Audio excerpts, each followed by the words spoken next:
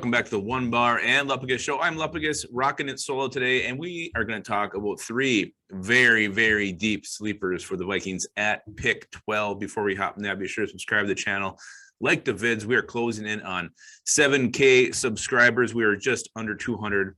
So damn close to that. Be sure to drop hashtag 7,000 in the comments for your chance to win whatever giveaway we decide to do when we hit that beautiful, beautiful number. All right, so pick 12.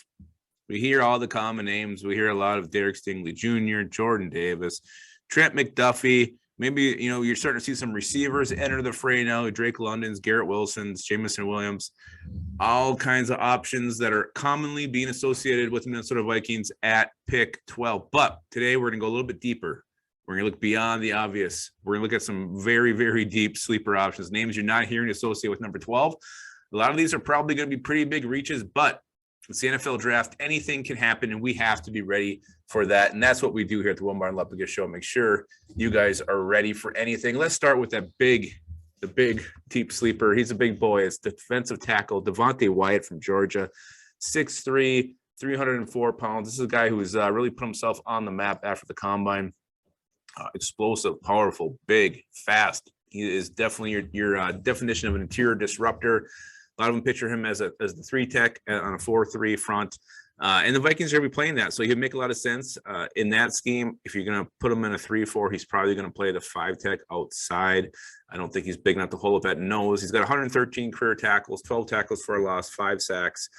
So a guy who has been productive. And really, how can he not be productive playing that Georgia defense? It's pretty damn crazy, and it's sick and loaded with talent. So Devonte Wyatt is my first guy, deep sleeper option at 12. Again, long shot, but don't be completely shocked if it happens.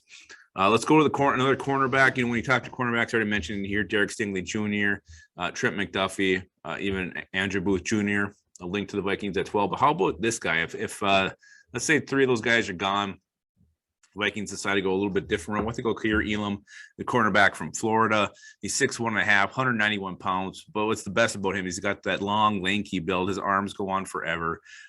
He's a patient in coverage. He reads routes well. He's great at going up, coming down with contested catches. He's got those long arms that can help him with that. He ran a 4.3 940, so he's got plenty of speed, plenty of recovery speed. Really a definition of a press corner that you'd want to have, a guy who can hold his own on the outside. Not a big hitter, not going to come up and get a bunch of tackles or be real helpful in run support, but that's okay. If he's shutting down one of my opponent's top receivers, I'd be absolutely fine with that. So Carrell, Elam, a very, very long shot at 12. But before you write that off and think, Lupagus, what the hell are you smoking? Think about some past drafts. AJ Terrell, kind of seen as a second-round pick. He went pretty damn early. Same can be said with Damon Arnett. So we've seen corners go out the board sooner than we expect. Will Carrell, Elam be the next one?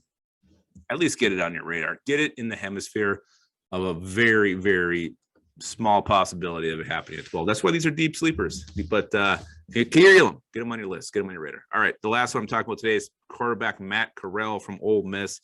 6'2", 212 pounds. This guy's got a rocket arm. He can move. He can take off and run. He's a gamer. He leaves it all on the field.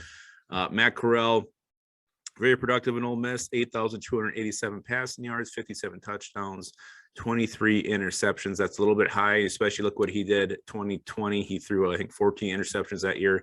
He cut that number down to 5 this year. So, he was being smarter with the football, making better decisions. So he learned, and whatever he did definitely helped cut down the interception number. So the thing with Matt Carrell here and the Vikings, I think them going off the quarterback is probably very slim chance of happening. I think the only way it happens is if O'Connell really truly loves one of these guys. If he falls in love with Malik Willis, a Kenny Pickett, or Matt Carrell, and he says, this is the guy I got to have. This is the guy. This is my future.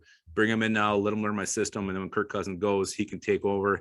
That's the only way the Vikings are going with the quarterback. But there's really a large group in the mock draft community, draft analyst world, that actually have Matt Carrell as quarterback 1 over Willis and Pickett. So we'll see what happens. Matt Carrell is kind of a big wild card. I do think he ends up somewhere in round 1, but at least get him in your hemisphere when it comes to a deep sleeper option at pick 12. And if it does happen, do not shit your pants, because everything's possible on draft day. So let me know what you guys think of those deep sleeper options for pick 12. Do you have any others you want to drop in the comments? Any other guys maybe we should start keeping an eye out for? At least start thinking about if the Vikings decide to go an odd direction with the 12th pick. And let's remember, this is Kwesi's first draft. We don't know what he's going to do. We have no prior history to go off of.